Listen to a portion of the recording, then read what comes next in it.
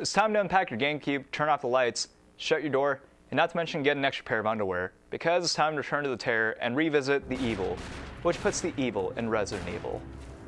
Originally released as Biohazard in 1996, the game hit stateside shores under the title Resident Evil for the PlayStation. Combining aspects of puzzle-solving, action, and survival horror, the game embodied the genius of developer Shinji Mikami to create a game that would step off the survival horror genre, which would later include Silent Hill and Fatal Frame. But although Resident Evil set the standard for survival horror, that's not to say that there weren't a few flaws that needed correction.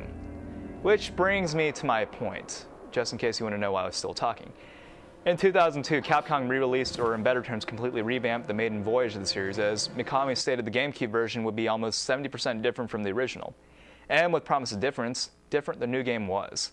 With the graphics entirely redone, the voice cast retooled, and the gameplay reconstructed, the game, in my opinion, became a benchmark for future Resident Evil games.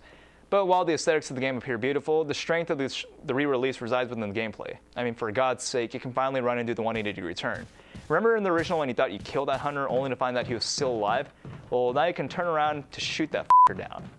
And did I say you can run as well? Maybe I should have told Wes and the men who stare at goats about that sooner.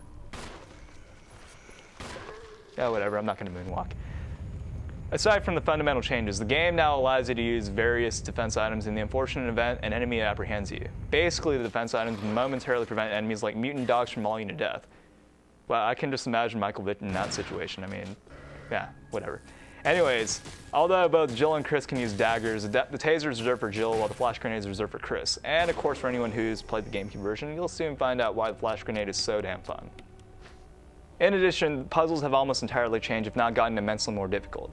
And if you thought the puzzles were hard, wait for this kicker. You gotta burn the zombies. That's right, you gotta burn the zombies with the limited supply of kerosene you're allowed throughout the game. And did I also mention you only get a limited supply of bullets in game saves? At that point, most would cry and say the shit hit the fan, but I'd say that it's the difficulty which keeps me playing. And of course, separate journeys of Jill Valentine and Chris Redfield add to the replay value.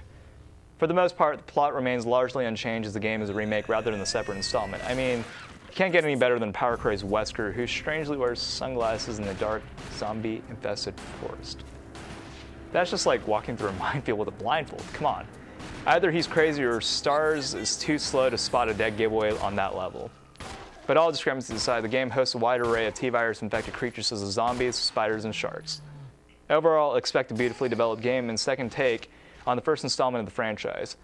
With loads of unlockable content, expect to stay fixed to your television screen in wide-eyed terror and try not to piss yourself.